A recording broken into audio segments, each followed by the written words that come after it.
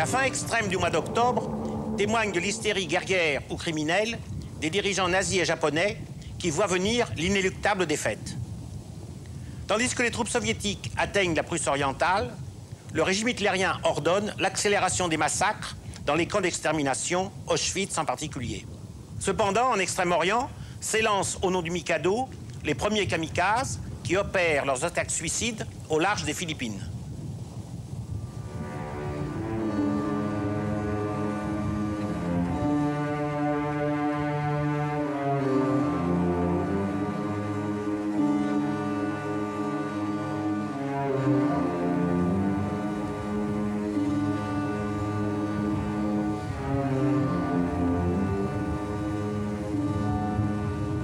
Pour commenter les actualités allemandes puis françaises, nous sommes avec Pierre Essoberi, spécialiste de la société allemande, de l'armée en particulier, et auteur d'un ouvrage classique, La question nazie, à qui je demande quoi de changé en Allemagne depuis l'attentat contre Hitler.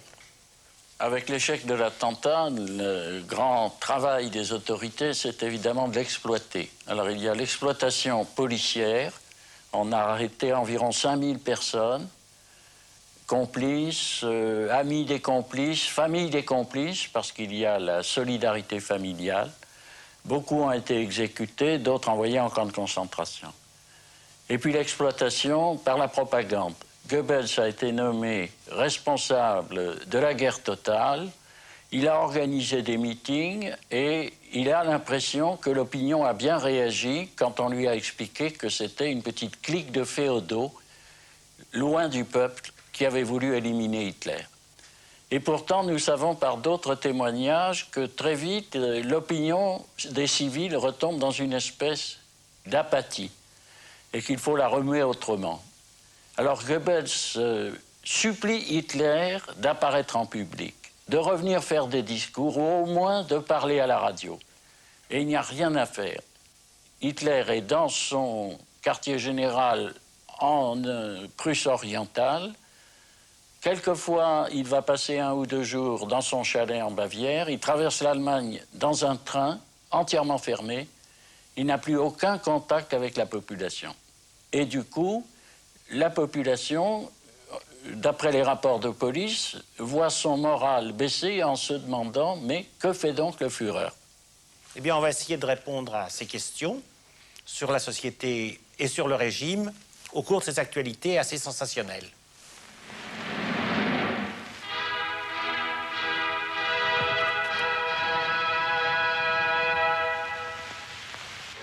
In Deutschland werden in diesem Jahre die Beeren der süßen Eberesche geerntet. Sie enthält mehr C-Vitamine und einen höheren Säuregehalt als die Zitrone. In einer Süßmostfabrik wird die Zitrone des Nordens bearbeitet. Nach der Säuberung kommt das Ebereschenmehlgut in die Presse.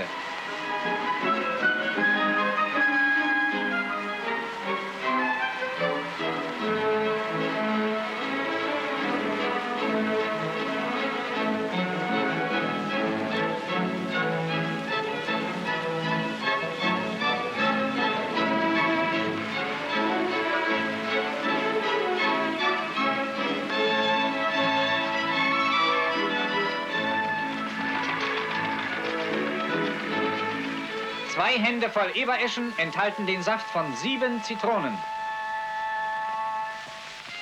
Der Oberbefehlshaber der Kriegsmarine, Großadmiral Dönitz, besichtigt nach der Begrüßung durch Admiral Haye Ausbildungsstätten der neuen erfolgreichen Kampfmittel der Kriegsmarine.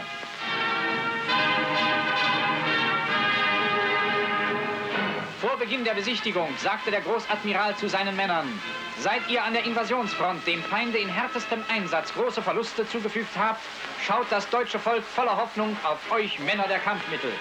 Sprengquote machen klar zum Auslaufen.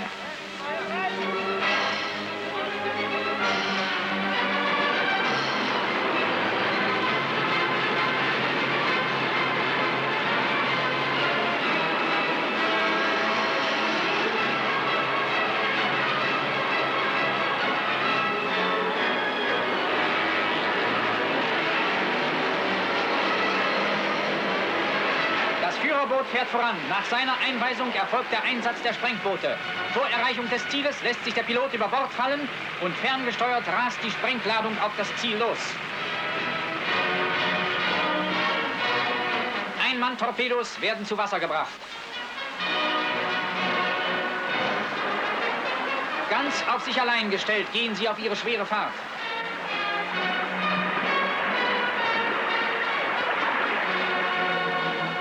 Der Torpedo wird abgeschossen.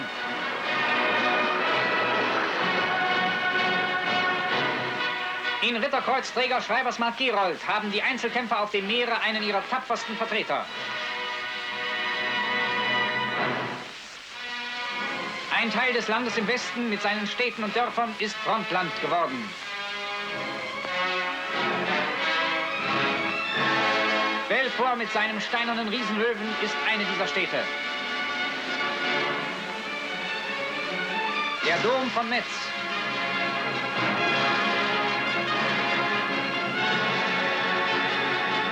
Die alte Burg.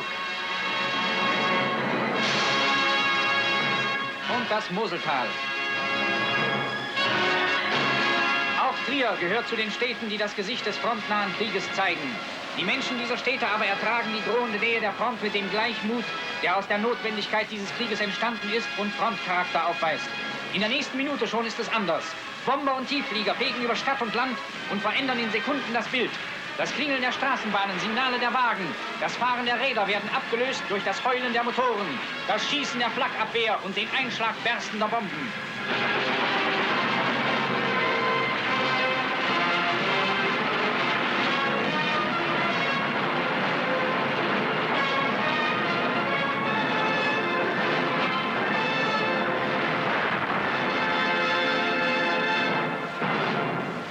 Vom Kampf im Westen.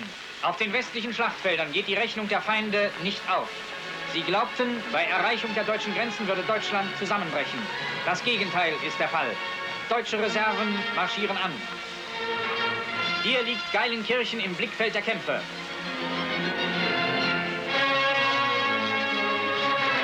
Die Schüler der Unteroffizierschule Jülich haben die Verteidigung von Geilenkirchen übernommen.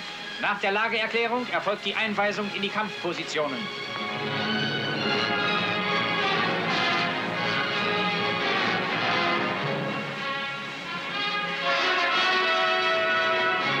Mit allen Waffen ausgerüstet beziehen sie ihre Standorte.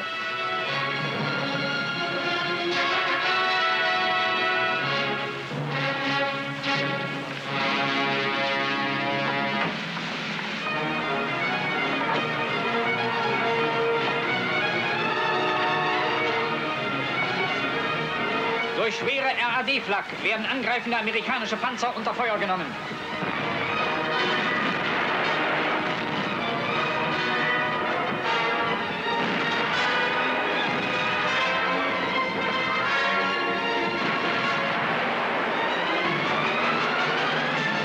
In Bereitstellungen warten die Männer mit der Panzerfaust.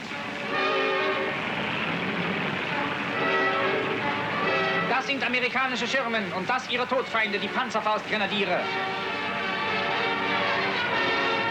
So setzen sie ihre Waffe ein. Und so wirkt sie. Es sind immer wieder die gleichen Bilder, wenn die Raketengeschosse der Panzerbekämpfungswaffen Stahlbänder auseinandergerissen haben. Ein Panzer mit Stahlscheren zum Beseitigen von Hindernissen.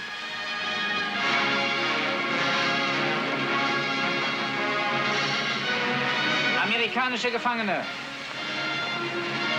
Diese ewig Kaugummi wiederkäuenden Befreier Europas haben in Wallendorf gezeigt, dass sie vom gleichen Schlage wie Stalins Steppenhorden sind.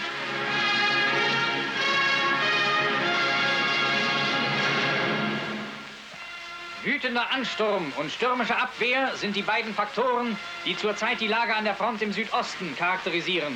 Mit starken Panzermassen sind die sowjetischen Sturmbrigaden in den Raum von Debrecen und Großwardein eingedrungen. Und mit starken Panzerkräften haben wir ihnen einen Halt geboten. Das langgestreckte, hügelige Gelände ist ideales Feld für Panzerkämpfe.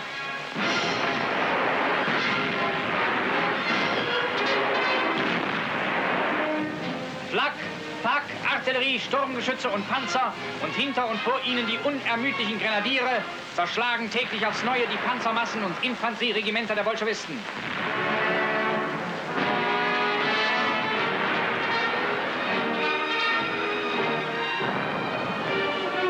Schlacht ist auf vollen Touren. Die Luft erfüllt vom Singen der Infanteriegeschosse und vom harten, trockenen Schlag der Abschüsse und Einschläge aus den Kanonen beider Seiten.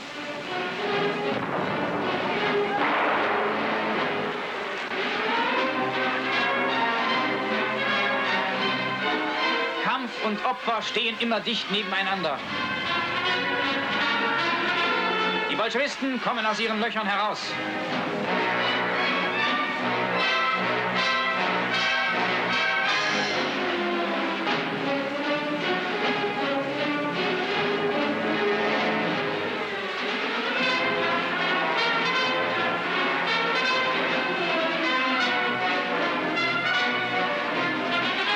Gefangenensammelstellen nehmen sie auf.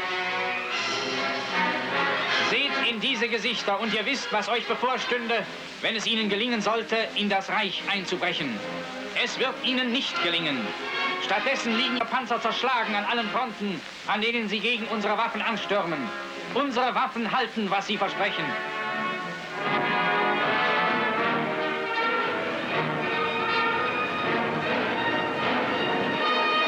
Hier sind deutsche Truppen in ein von Bolschewisten besetztes deutsches Dorf in Siebenbürgen eingedrungen und werden von den Bewohnern mit Freude begrüßt.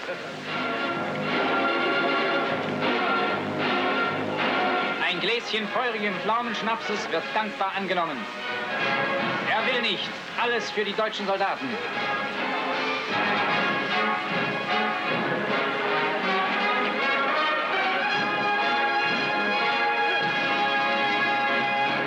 Der eindeutige Schwerpunkt im Osten liegt weiterhin im ostpreußischen Grenzgebiet und im Memel-Brückenkopf. Zur Entlastung des Heeres haben bei Memel schwere deutsche Flottenstreitkräfte in die Landkämpfe eingegriffen.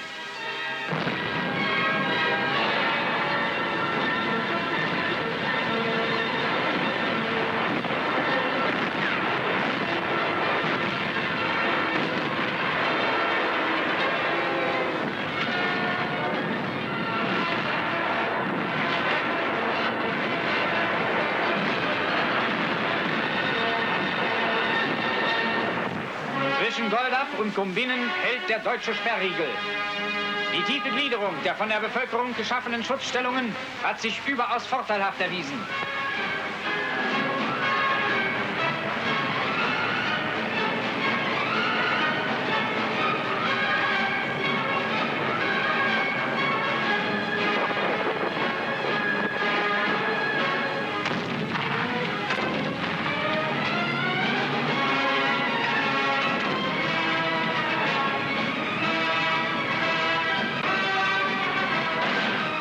Bei den erfolgreichen Gegenangriffen sind die deutschen Soldaten auf grausige Spuren bolschewistischen Mordterrors gestoßen.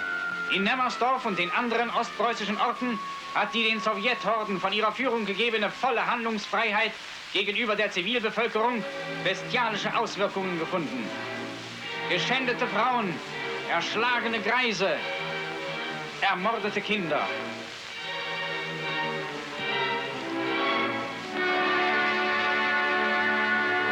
Mit den entmenschten Horden des Bolschewismus kam über diese Ortschaft Raub, Brand und Tod. Diese Dokumente einer bestialischen Grausamkeit mögen eine letzte Warnung an Europa sein. Der Grad der Grausamkeit ist nicht zu benennen, der dazu gehört, ein unschuldiges Kind durch Kopfschüsse zu töten. Diese Kreuze sind das Fanal zu einem erbarmungslosen und erbitterten Widerstand. In den deutschen Soldaten hat Nemmersdorf einen fanatischen Hass entzündet.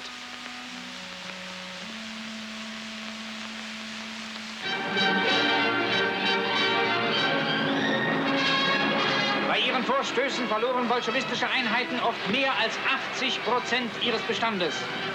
Schlachtflieger sind auch hier die treuen Helfer der Infanteristen. Unmittelbar vor den Linien stürzen die deutschen Staffeln auf bolschewistische Panzer und Infanteriestellungen.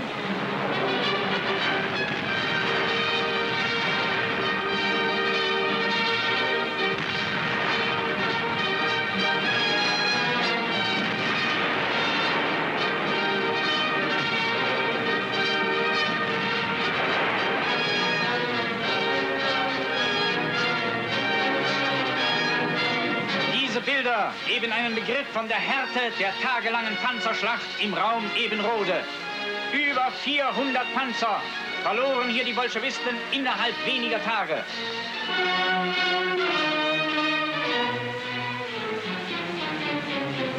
Von deutschen Waffen zerfetzt sind diese Kampfwagen. Von deutschen Männern zerschlagen, die ein heißer Fanatismus beseelt, mit ihrem Blut und Leben Deutschland vor Stalins Mordbanden zu schützen.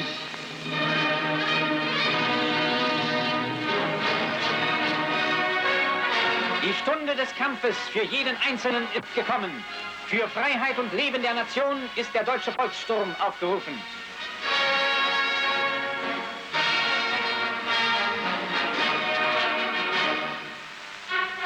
In ganz Deutschland finden sich die Männer zwischen 16 und 60 Jahren auf den freiwilligen Meldestellen ein.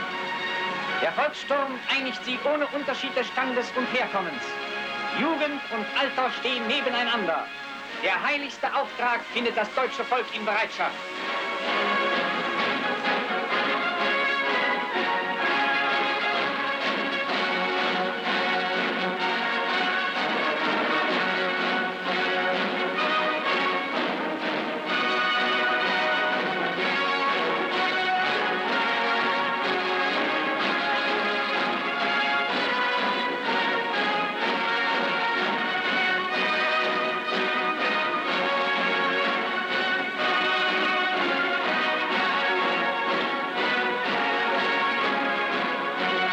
Pierre Soubéry, qu'est-ce qui vous frappe dans ces images? Alors, cet énorme monument près de Leipzig a été construit en 1913 pour le centenaire de la bataille de 1813, où les Alliés ont écrasé Napoléon. Revenons à 1944. Les troupes américaines d'un côté, soviétiques de l'autre, sont aux frontières de l'Allemagne. Désormais, on va défendre le territoire national. Il s'agit de rappeler à la population et à l'armée que tout au long des frontières, il y a des endroits où les Allemands ont été victorieux. Il y a eu Leipzig en 1813. Nous allons voir juste après Annaberg, qui est moins connu. C'est une victoire des corps francs en 1921 contre les Polonais de Silésie. Mais on a vu avant Metz, et pour les Allemands, Metz, c'est une grande victoire de la guerre de 1870. On a parlé aussi de Gumbinnen en Prusse orientale, et c'est l'autre nom de la bataille de Tannenberg, grande victoire des Allemands sur les Russes en 1914. Cela veut dire, nous sommes prêts à défendre nos frontières et nous avons l'habitude d'y remporter de grandes victoires. Am 18. Oktober, am 131. Jahrestag der Völkerschlacht bei Leipzig, verkündet der Reichsführer SS den Erlass des Führers über die Bildung des deutschen Volkssturmes. In Ostpreußen sind die ersten Volkssturmmänner angetreten. Eiserne Entschlossenheit trägt den Ausdruck ihrer Gesichter. Unsere verfluchten Feinde werden es feststellen und einsehen müssen, dass ein Einbruch in Deutschland, selbst wenn er irgendwo gelänge, für den Angreifer Opfer kostet, die für ihn dem nationalen Selbstmord gleichkommen. Der Volkssturm tritt unter dem Mahnmal deutschen Freiheitswillens auf dem Annaberg zu einer Feierstunde an.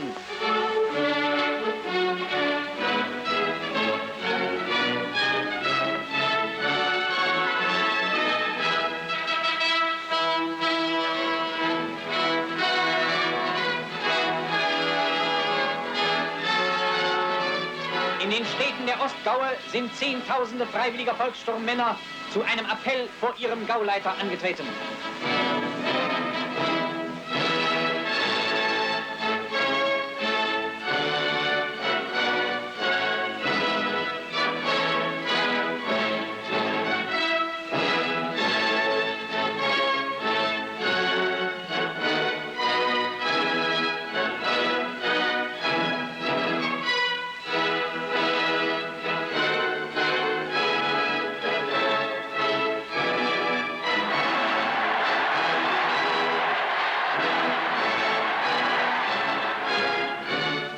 Von Stadt und Land, Arbeiter der Stirn und Arbeiter der Faust, sind bereit, mit ihrem Blute den Boden des Vaterlandes zu verteidigen.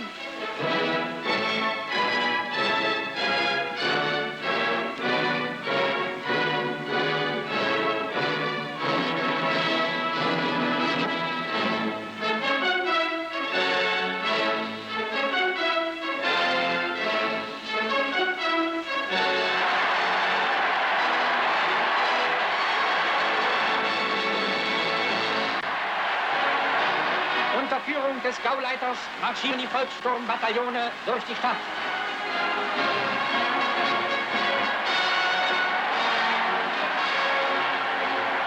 Der Wille zum Widerstand ist Tat geworden. Der Ruf zu den Waffen geht durch das ganze deutsche Volk.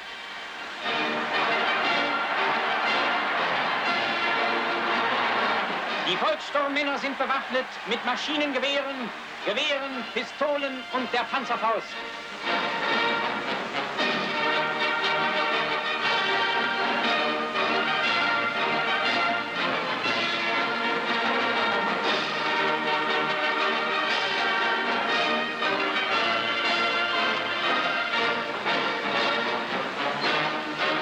Zwischen ihnen marschiert die Hitlerjugend. Sie alle sind bereit, den deutschen Schwur zu erfüllen. Sterben kann ich, aber Knecht sein und Deutschland geknechtet sehen, das kann ich nicht.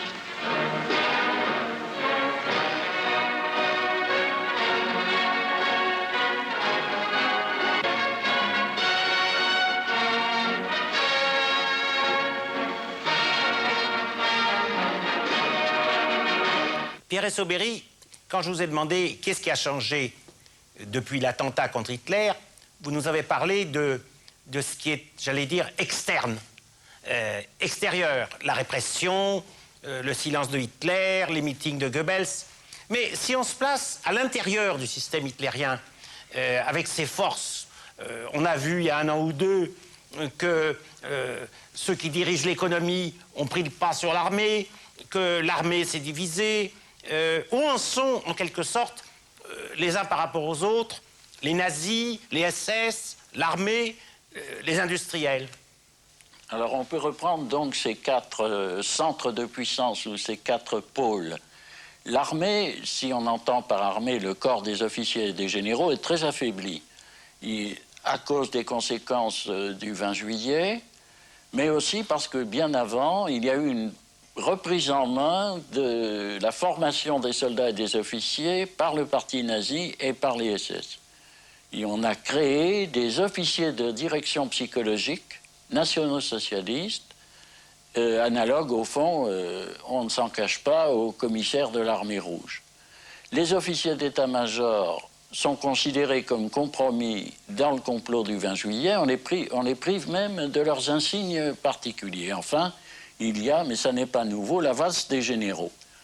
En plus, à l'intérieur des forces armées, grandissent les Waffen-SS qui finiront, fin 1944, par constituer 13 corps d'armée, ce qui représente plusieurs centaines de milliers d'hommes avec leur encadrement particulier.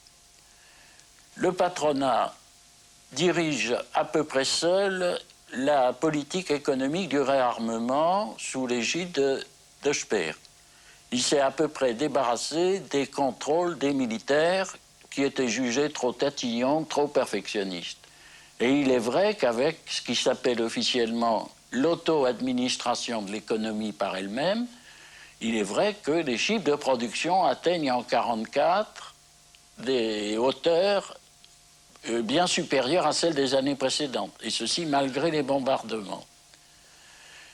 Les SS ne cessent d'augmenter leur emprise avec les Waffen-SS, avec la mise à disposition d'une partie de la main-d'œuvre des camps de concentration dans les industries, qui, pour chaque déporté qu'elles emploient, versent une somme forfaitaire à l'administration SS, avec le développement d'un certain nombre d'entreprises propres aux SS, avec enfin le perfectionnement de l'appareil policier.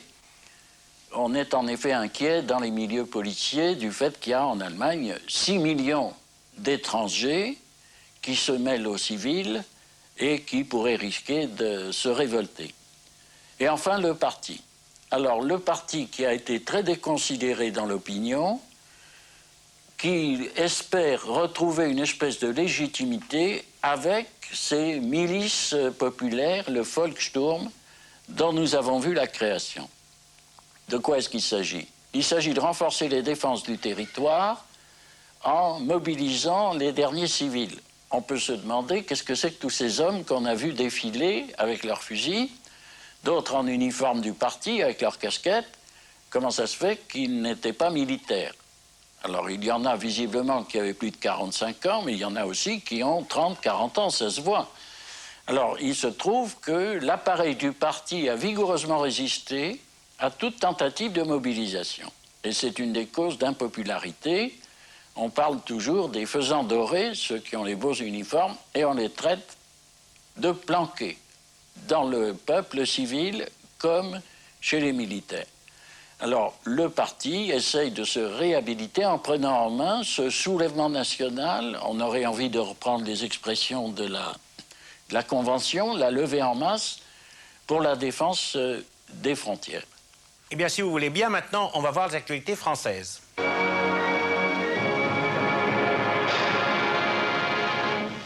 Les rues de Paris vont perpétuer le souvenir de Pierre Sémard, de Léon Jost, de Berthier Albrecht, de Gabriel Péry, fusillé comme otage par les Allemands au Mont-Valérien. De Victor Bache, assassiné à 80 ans avec sa femme par la milice. De Pierre Brosselette, agrégé de l'université, journaliste, héroïque combattant de la résistance en France et hors de France, arrêté par la Gestapo et qui n'échappa que dans la mort à ses tortionnaires.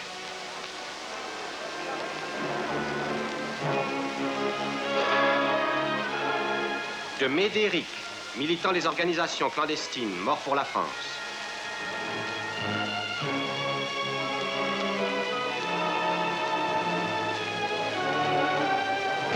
De Daniel Casanova, secrétaire des jeunes filles de France, fusillé par les Allemands au bagne d'Auschwitz.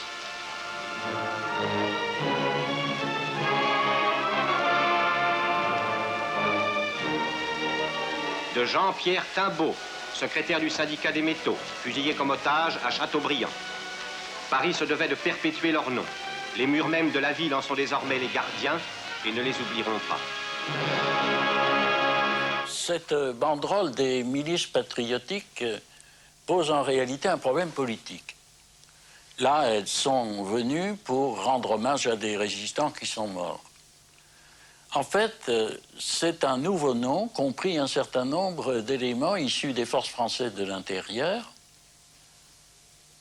Et dans les milieux officiels de l'époque, les préfets, les administrations, le gouvernement, on les soupçonne volontiers de vouloir constituer un double pouvoir. Parce qu'elles ont gardé les armes de la résistance ou les armes conquises au moment de la libération. La tension n'est pas encore trop grave, mais on va la sentir grandir pendant les semaines qui suivront, d'autant plus que les milieux gouvernementaux soupçonnent ces milices d'être noyautées par les communistes. Et un certain nombre de personnes se demandent si ce n'est pas là un instrument pour déclencher un mouvement révolutionnaire en France. Le problème ne sera réglé qu'au tournant de l'année suivante, lorsque De Gaulle obtiendra leur désarmement par l'intermédiaire de Maurice Thorez. Au lycée Carnot, on évoque le souvenir de Guy Moquet, élève de seconde, fusillé dans la tuerie de Châteaubriand. Guy Moquet qui écrivait à ses parents avant de mourir ces lignes déchirantes. Ma petite maman chérie, mon tout petit frère adoré, mon petit papa aimé, je vais mourir. Ce que je vous demande, à toi en particulier, petite maman, c'est d'être très courageuse. Certes, j'aurais voulu vivre, mais ce que je souhaite de tout mon cœur, c'est que ma mort serve à quelque chose. 17 ans et demi, ma vie a été courte. Je n'ai aucun regret, si ce n'est de vous quitter tous. Courage. Votre Guy qui vous aime. À Poel-Capelle, en terre belge, on célèbre le souvenir de Guynemer. Devant la légendaire citation que les Allemands avaient mutilée, le fanion du héros est présenté aux troupes.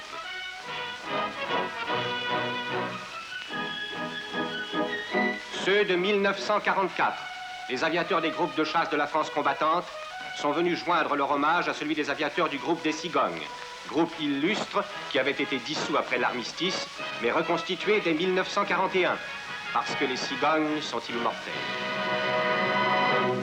Événement capital. Les gouvernements alliés ont reconnu le gouvernement provisoire de la République française. La France retrouve dans le concert des grandes nations la place qui est la sienne. Et pour marquer ce geste, l'ambassadeur des États-Unis, M. Jefferson Keffray, se réinstalle place de la Concorde, tandis que la bannière étoilée flotte à nouveau sur l'ambassade. On a rouvert les salons fermés depuis 4 ans, on félicite et l'on remercie. Paris compte un hôte et un ami de plus. Pierre Essobéry, vous avez remarqué comment le commentaire, en quelque sorte, détourne complètement l'attention du spectateur de la réalité des événements. On dit, c'est un événement capital. Et qu'est-ce qui est capital? L'arrivée de l'ambassadeur, on l'installe, un autre de plus. Or, c'est pas du tout ça le problème.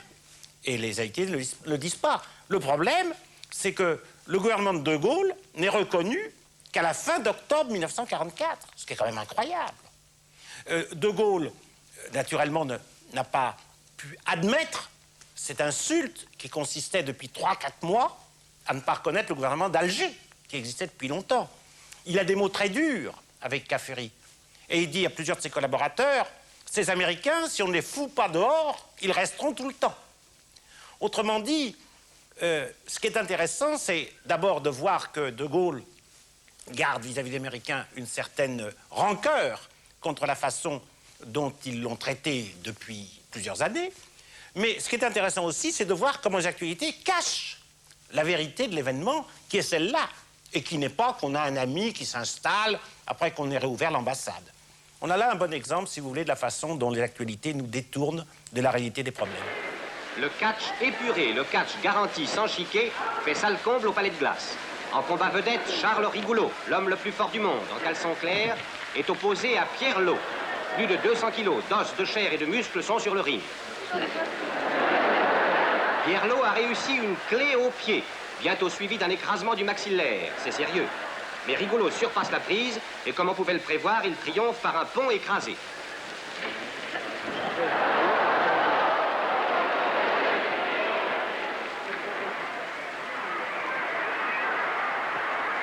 L'étonnante phraséologie du catch elle-même est impuissante à rendre compte de ce deuxième match. Tour de hanche en tête, dégagé par saut d'anguille. Coup de pied chassé. Manchette.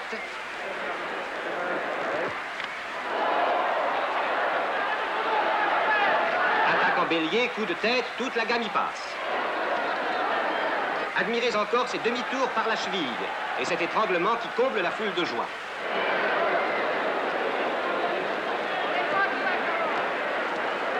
Mais le métro n'attend pas, il faut bien un vainqueur. Et Bukovac, enfin, se décide à plaquer son adversaire. Quoi de meilleur qu'un bon verre d'eau? Un bon verre de vin. Du vin, on nous en a promis. Attendons. Pour calmer notre impatience ou pour exciter notre envie, regardons le spectacle des vendanges en Anjou. C'est déjà un commencement.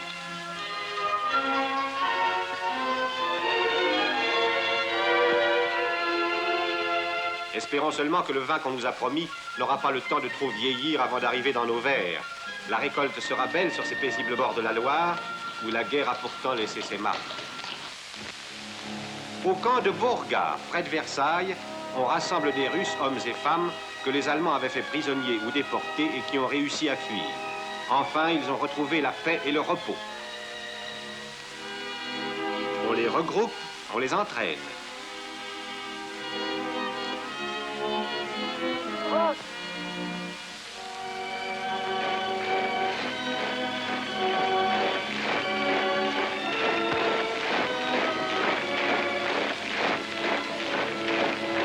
Dans ce camp, un seul mot d'ordre, tous unis contre le fascisme. Un cours les réunit tous, où ils apprennent les premiers soins à donner aux blessés.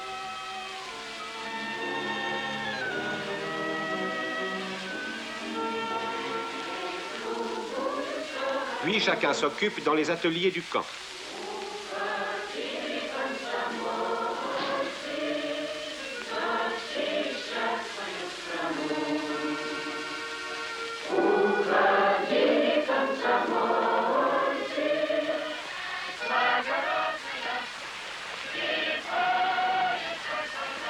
Les femmes retrouvent des travaux de femmes et, bien entendu, puisqu'il s'agit de Russes, on chante et on danse.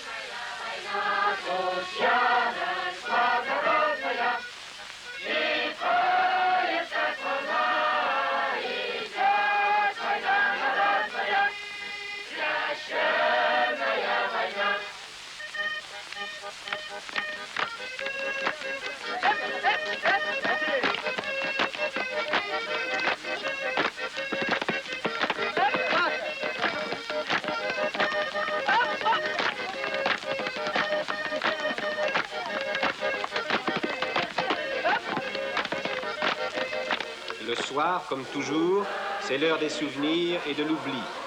La patrie est lointaine encore, mais le temps de la liberté est revenu et la patience est plus facile.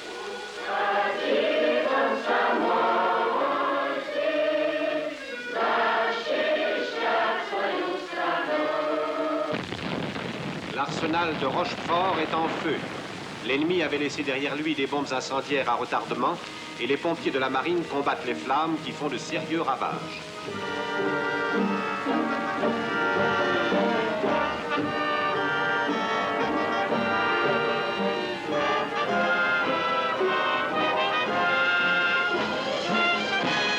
Dans les formes de radeaux, des navires ont été incendiés ou détruits.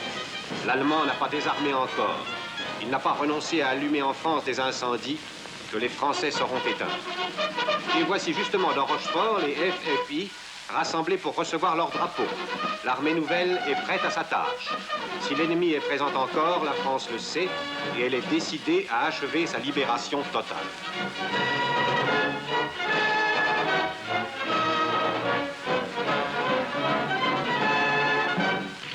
Sur une petite plage de l'océan, un petit débarquement s'effectue. Débarquement pacifique. Il s'agit simplement, pour les forces françaises, de réoccuper l'île d'Aix en face de Rochefort après le départ des Allemands.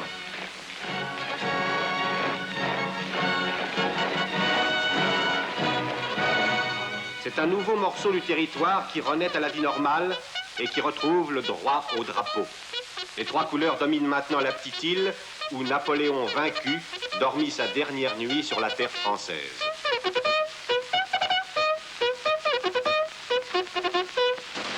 France-Amérique. Sur l'aéroport du Bourget, les autorités américaines remettent à l'aviation française un premier avion léger de bombardement.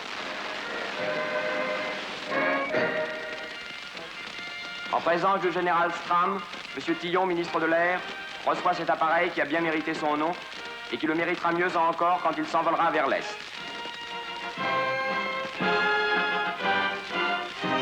France-Angleterre maintenant. À Dieppe, les vedettes rapides anglaises flottent fraternellement à côté des vedettes françaises qui, voici 2 ans, participèrent à l'audacieux essai de débarquement sur la côte normande. Puis, dans le cimetière canadien qui domine la falaise, le commandant Cole Bernard et le commodore Sandwich rendent hommage aux morts français et britanniques qui se sacrifièrent ensemble pour préparer notre libération. Près de Bourges, au fond d'un puits, on a découvert un nouveau charnier laissé derrière eux par les Allemands. Devant l'unique rescapé de ce massacre, un puisatier va rechercher les corps, le visage protégé par un masque.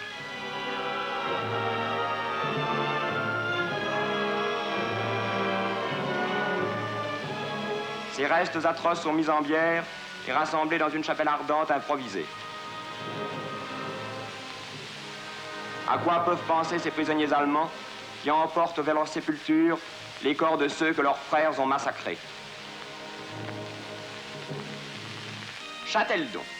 Ici est né un certain Pierre Laval, dans cette petite maison qu'il devait troquer par la suite contre ce beau château quand il se fut enrichi dans la politique. Pierre Laval vivait tout content dans son beau château. C'est de là qu'il partait, tout content, pour retrouver son beau bureau, car Pierre Laval était devenu un très grand personnage. Aujourd'hui, c'est fini, bien fini. D'abord, Pierre Laval est condamné à mort. Ensuite, le beau château est à vendre. Le seigneur de Châteldon a fui. On balaie jusqu'à ses traces. On vend les tableaux, les meubles, l'argenterie.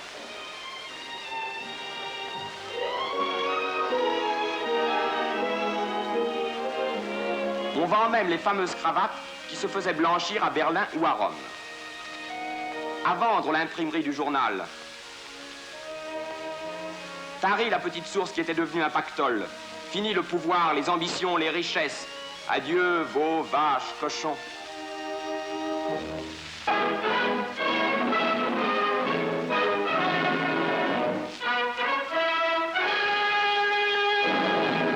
Le roi d'Angleterre se rend sur ce front de Hollande et le maréchal Montgomery lui indique les grandes lignes de la prochaine offensive.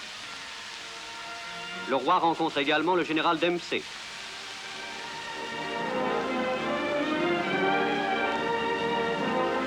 Sur son passage, le roi George VI est acclamé par la population hollandaise.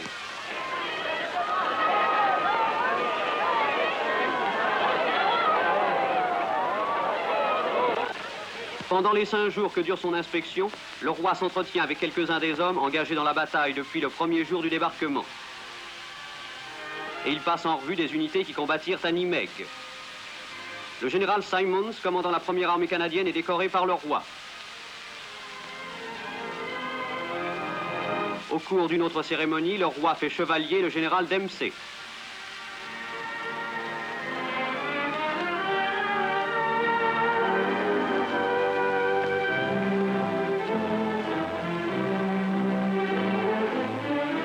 C'est à bord d'un destroyer que le roi rentre en Angleterre, le mauvais temps l'ayant empêché d'accomplir le voyage en avion. Il quitte à regret ses soldats qui combattent maintenant avec l'assurance de la victoire.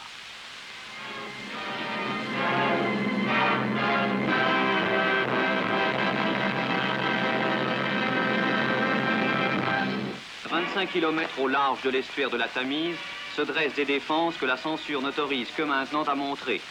Pendant ces 2 dernières années, elles ont été un barrage contre les sous-marins, les avions mouilleurs de mines et récemment contre les bombes volantes.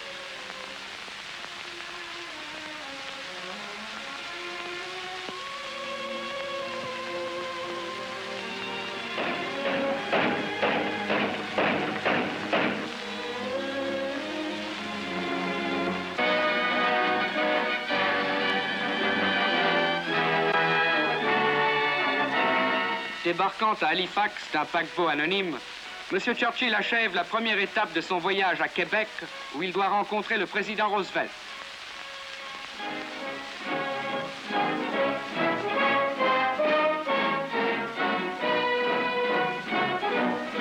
Comme l'année dernière, c'est le château Frontenac qui est le lieu de rencontre des chefs politiques et militaires. M. Mackenzie King accueille M. et Mme Churchill et les conduit à la voiture où les attend le président Roosevelt.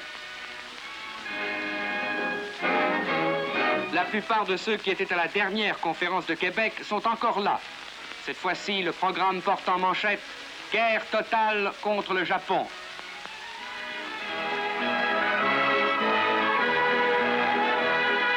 Pour le Japon, la reddition sans condition sera la seule issue possible.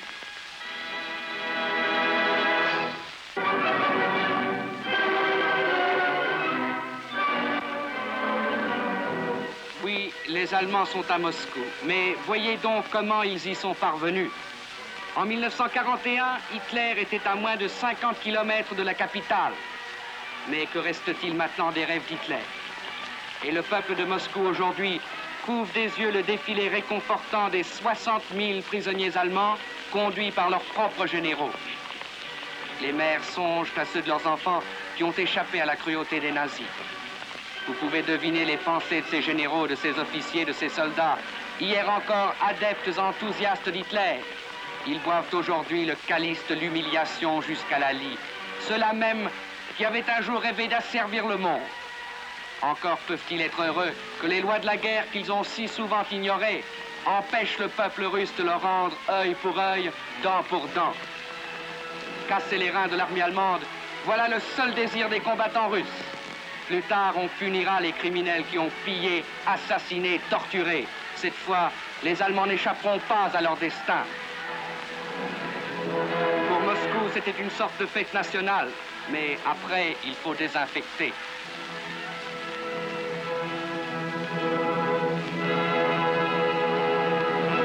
Pierre Essoberry, d'abord une petite remarque purement instrumentale.